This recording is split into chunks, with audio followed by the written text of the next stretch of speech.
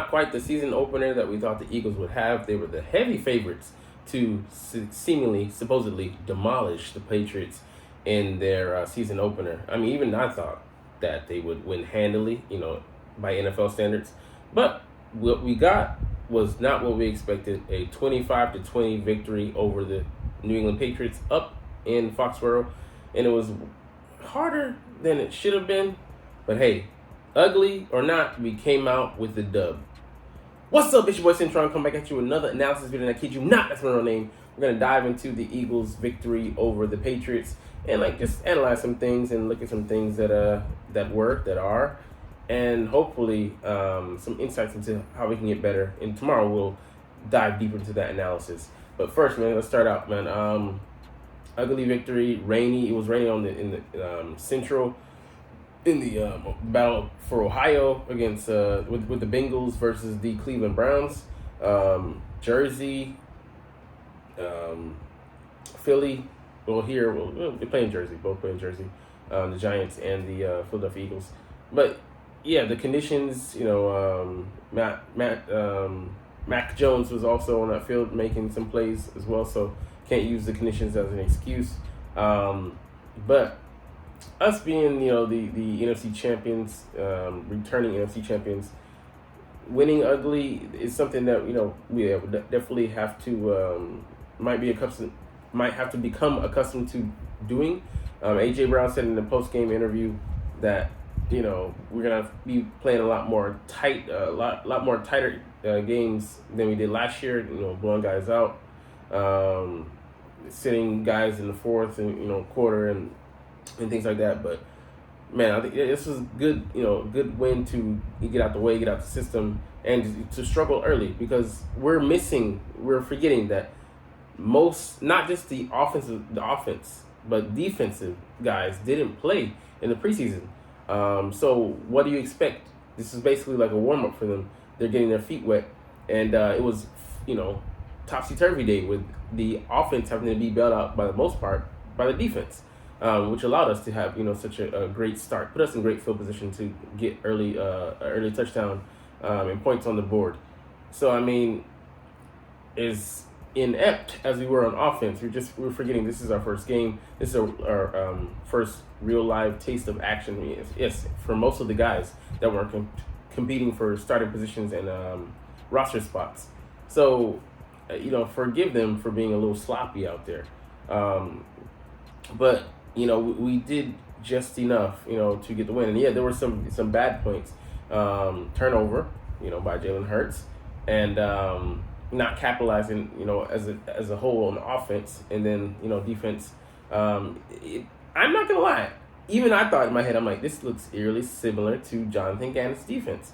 And I don't know if they were just reserving things and holding things back, trying to not showcase everything in the first week. But let's just give a hand to Bill Belichick, who crafted a well laid out, months in advance, month upon month of preparation, planned out ahead to game how to stop Jalen Hurts in this offense. It showed different looks.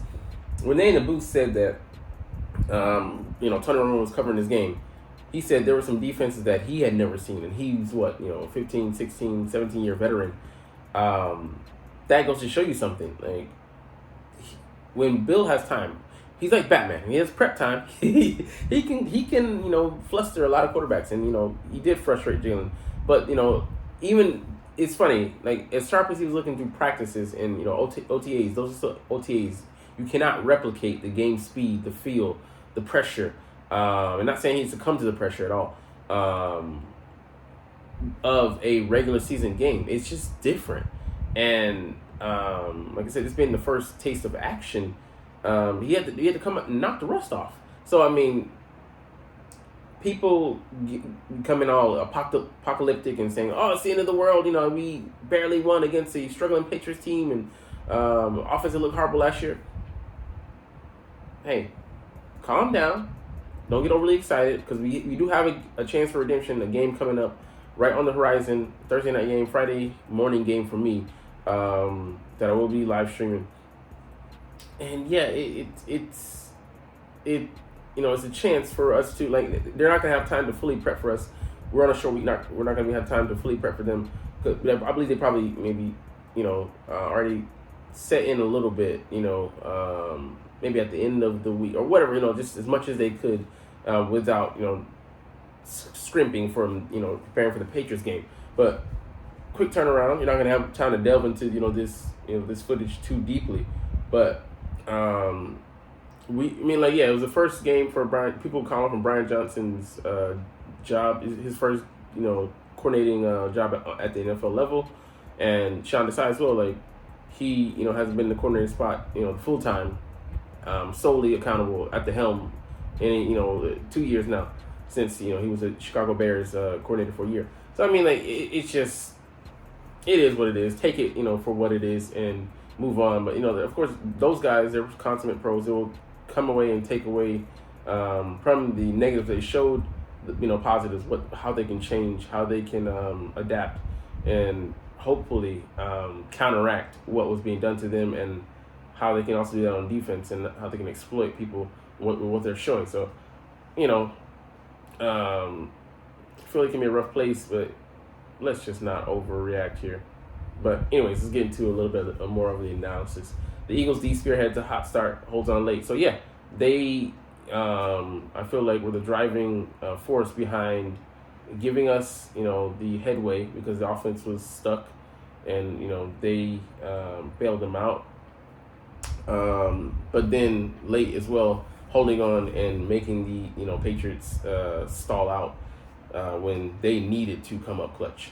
So there's some weaknesses that showed up. We'll look at that later, but yeah, what can we fix? How can we address it? And especially on a short week, can we rebound? All right, Patriots offense, they're up and down. So that was all due to the Eagles, and you hate to see it, but it is what it is. Like, in the early going, I don't like whatever they had. Why did they change it, or why did they not adapt? And then later on, once you see a weakness, you got to be able to stop it.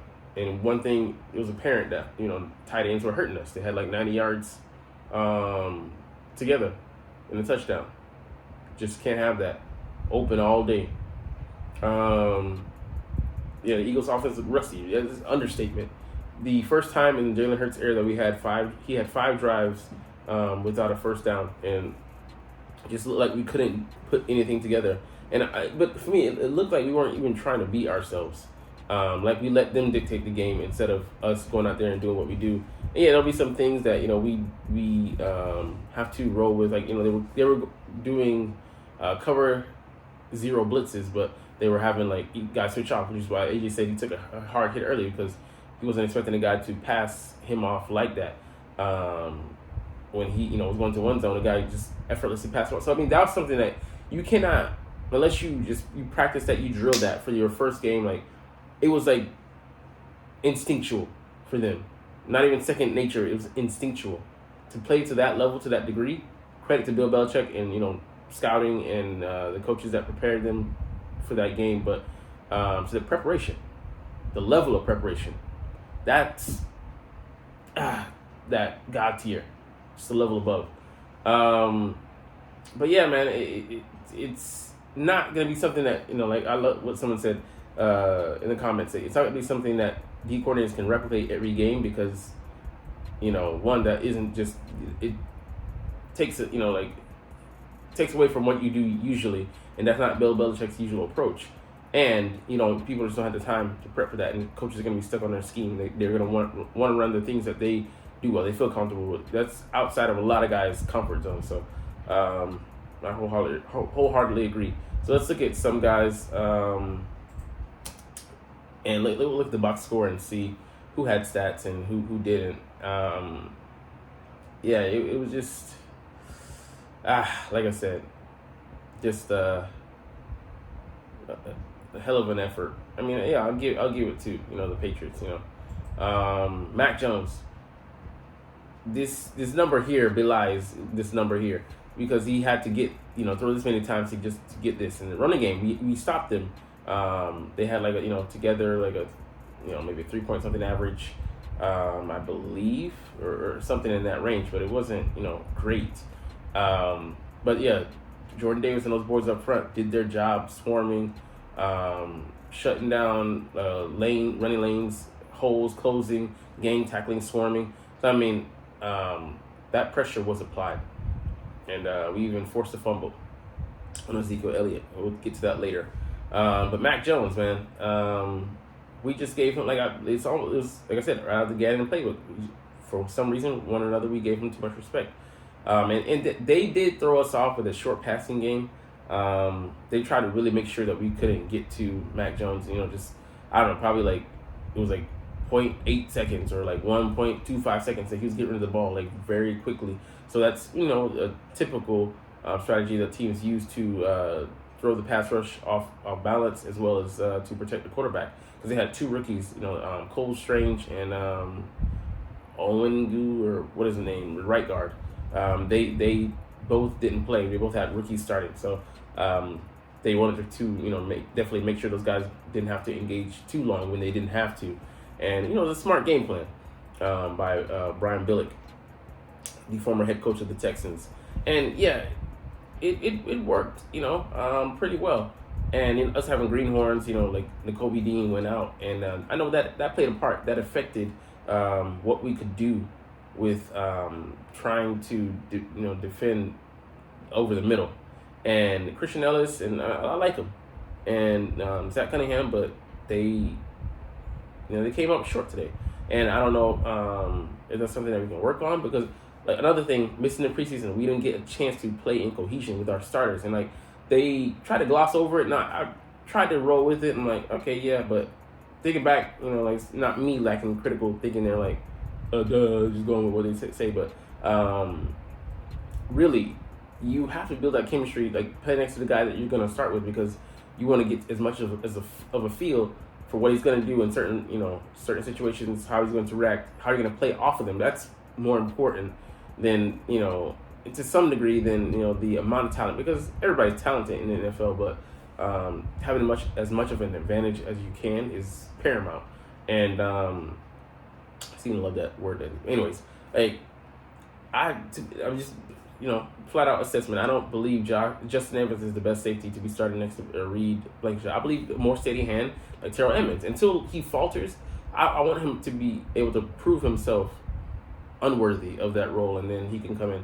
I don't know if I saw him at all in this game, but what were the caveats? What were the things you practiced? Like I said, I don't know if this was them not wanting to show their hand up front, what we're going to do, and kind of unfurl this defense over the course of the first quarter as we go along. But man, no reserving the big hidden special moves, man. Pull out some of them motherfuckers when you need them. I don't get that, but like I said, they'll go over the tape and they'll readjust or adjust, hopefully. But yeah, man, like we made him, like I agree with this assessment. We made Mac Jones definitely look way better than he is. But they're receiving weapons. I mean, like Kendrick Bourne, he shouldn't have burned us like that. I don't know. Looks at coverage or player mistake, but I mean, like, did see Justin Evans make a mistake, I think, on the second Kendrick Bourne touchdown coming over the top. He was late, and it's like that's the experience. And then no shade to Reed Blankenship, because he had a very good game, but the Hunter Henry touchdown where he was in position, but he wasn't in position to make a play. He was just in position to trail and get dunked on by way of a touchdown. But just like I said, over the middle, like it was just wide open. So. Don't want to see that. Play some robber technique coverages or whatever we have to do to try and hide. Can we hide those linebackers? I don't know. I don't think the safety weakness is as great, because I think 3/4 of the safety of the secondary is good. Just that one safety spot where you got to shore up, man. And like I said, I'd rather have Terrell Emmons in there, but I don't know. Honestly, I don't mean that's might be buyer's remorse, because. Hindsight is 2020. I don't know how he would do, because it's just a projection on my part and from my perspective. But yeah, man, like they were able to get pressure. They had 3 sacks. One of them coming from a corner blitz, and this is one play where we just the regular season. Jack stole. Like, he made a mistake of not picking up the blitzing guy, letting him pass, and then letting Christian Gonzalez come in for the sack. Like, you got to be better in those situations. Our O-line, I think, played outstandingly. I didn't see Cam Jurgens as a weakness. He was getting pushed. There was no concerns for me there that I saw, but I think all guys, except for the, self-inflicted wounds and penalties, like Jordan Mailata in that holding penalty where he just kind of got caught up and just, I think it's just the flow, of the game. But regular season, like, the snaps. I mean, like, he didn't get any preseason, so, like, just not just a mental preparation, but physically going out there and playing in that environment. You can't, like I said, you can't replicate it. But I think, like, Jalen also had guys open. Like, it's not that they dominated us.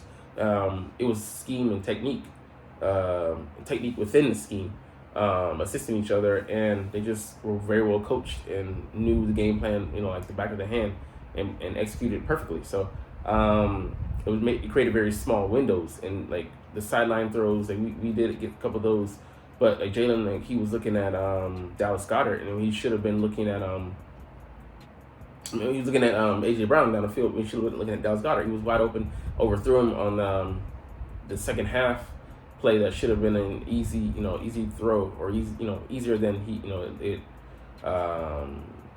it looked, but shouldn't have been as difficult as he made it look. But yeah, it's like, these guys, they weren't like pressuring. You just had to, like, letting the plays develop, and that's just a thing that comes with, like, in-game timing, because these are coverages that we haven't seen, things that we saw over the course of OTAs and joint practices were vanilla.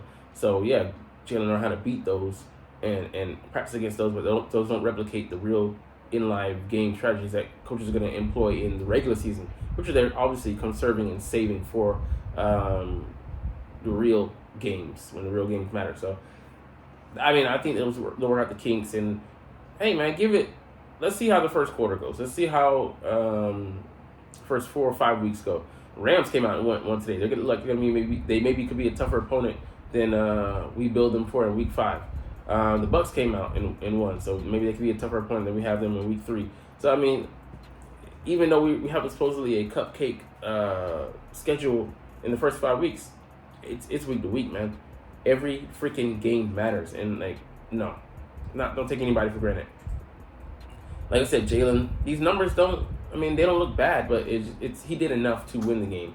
And that's where, like, I'd say his pedigree, his experience comes in. Like, yeah, he had that fumble where he was, rushing the ball in the fourth quarter, and he got hit right on the ball, I think, with Jabril Peppers, highly athletic safety out of Michigan, ran a 4.3, and came in and just hit him, timing, and then, like, I was like, ooh, that looked like it hurt, but the ball just exploded out of there, and we lost possession and put more pressure on our defense to get the stop, which fortunately they did.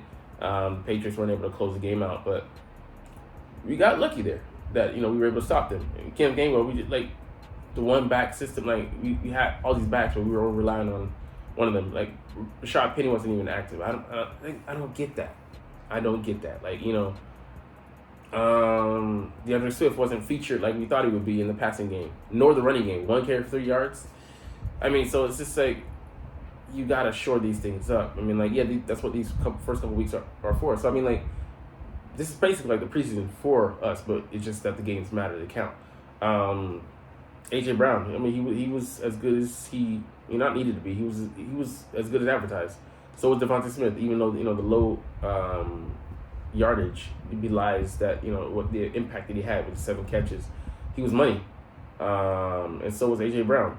And like, it's sad that Dallas Goedert didn't. He got 2 targets and he wasn't able to get put on the catch. But I feel like he should have been, like, the hot routes. Where were the hot routes? Where were the zones? Where were the blitz beaters? So and this is just me saying that. So you gotta believe they'll go in the film room.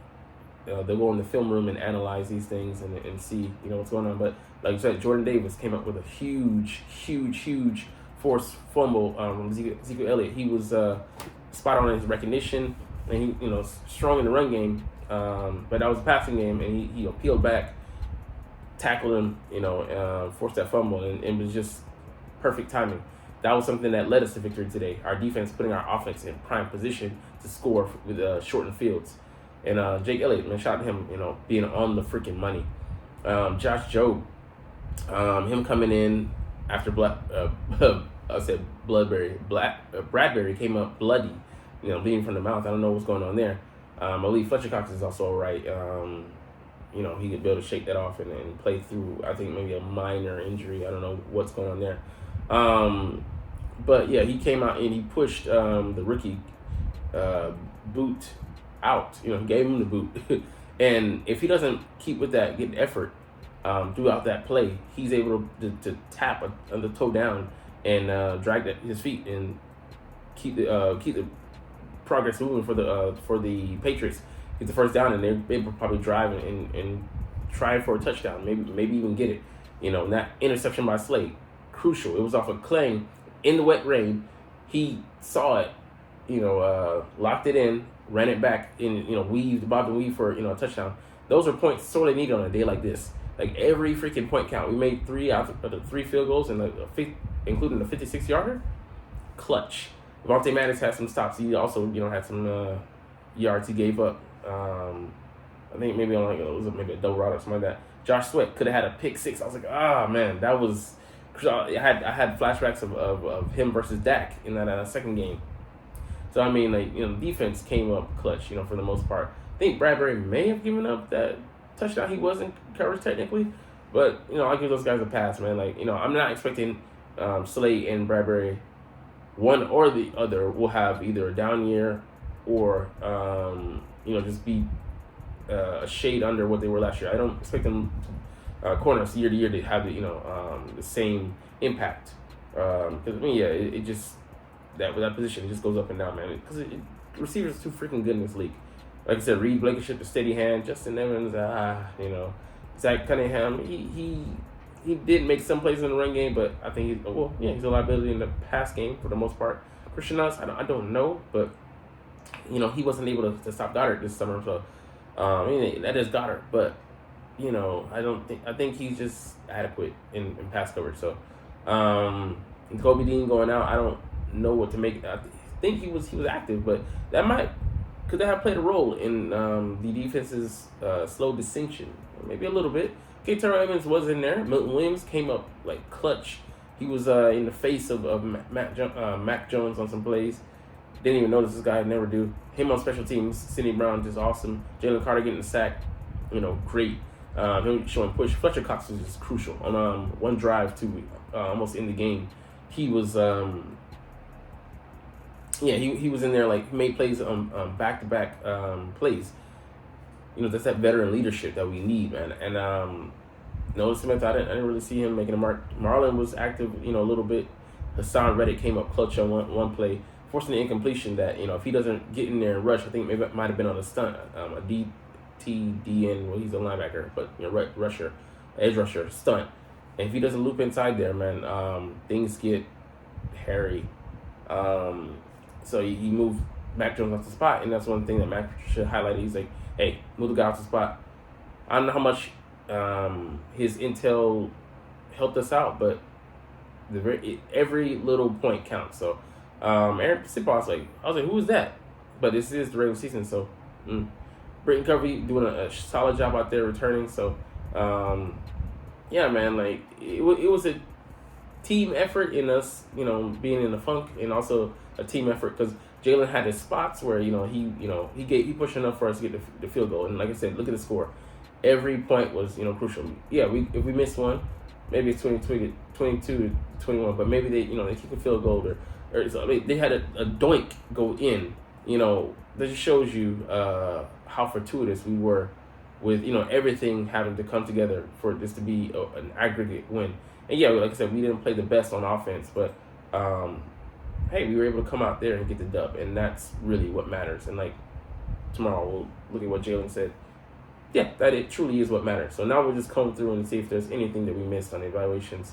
Yeah, special teams, man. They were up and down, man. At some weak point we had to burn a timeout because Suopeta wasn't on the field, and Jake was like, "What the hell's going on, man? I'm ready here in position to kick." he made it, but we had to burn the timeout, and who knows? Today it didn't really cost us, but I hope that you're able to use these as lessons learned to provide a lesson for the future. And like both coordinators, you gotta call a better game. Yeah, they're gonna, rightfully so, they're gonna get blamed for what happened out there. But yeah, man, the inexperience, and already have these are second year new guy, so new blood, fresh blood at starting positions, and it might be a little bit of an adjustment. But hey, thank you for Slay. Like Devontae Smith, first he was steady, man. Very, very steady, and being able to stay with it even when it wasn't much. Every freaking catch counted, man. And yeah, he's on pace for, I think he'll have a high pace. He might actually beat the 95. I had him a little bit under, but we'll see. Week to week. Darius Slade play where he caught up to, I think might have been Kendrick Bourne, and just knocked the ball out. I mean, he could have had the pick. If under not I won't say healthy, clear conditions, he might have been able to pick the ball off, but just illustrates how good of a corner he really is, man. And just like I said, this guy's steady, 32, 56, and 48, and 51. Sorry, 4 field goals. Really came up clutch on a day when we were in the red zone or near the red zone, but couldn't come up, sustain drives, and really just shot ourselves in the foot on something. Like that drive that Jordan Mailata got the holding call. We were driving, but that put us out of position, made it 2nd and 20 or 21. And yeah, just it was hard to bounce back from that on a day when each and every down counted. But yeah, man, I'm just happy that some guys weren't as good as they needed to be, but some guys were better than we expected them to be. So I didn't expect Jordan Davis to shine this early in the season, but I didn't expect Jalen Carter to get a sack in his first game, nor a pick, nonetheless a pick 6 in his first game for Darius. But I'm glad we had them, man, because like I said, the linebackers could be a problem. The Kobe Dean's gonna get an MRI on his foot. He was in a walking boot. I don't know how that goes. We'll see. Yeah, man, the Cowboys and 49ers, they handle business today. But hey, that's another thing. That's not time to overreact. We'll look at maybe then tomorrow or the day after, assessing the competition. Hey, they had great games, man. That's not to be that's not to be just glossed over. But can't worry about it. I might live stream the Jets and Cowboys game. I'm really thinking about it next for me Tuesday, for you Monday night. But anyways, we'll get up out of here on that note. The neighbors probably mad as hell. It's 10 o'clock. I don't give a shut up. But I know the truth. The matter that you're not even watching right now, but it's all good. You're not even watching though. But I love talking about the Eagles. I love making these videos, so we're gonna continue. But anyways, you're not here, so I would say comment below. But yeah, as always, it's fly Eagles fly, and let's motherfucking go. Like, comment, share, and subscribe. Thanks for watching. Check me out at Centron Anime, Centron Life, or Centron Laughs, or other social media.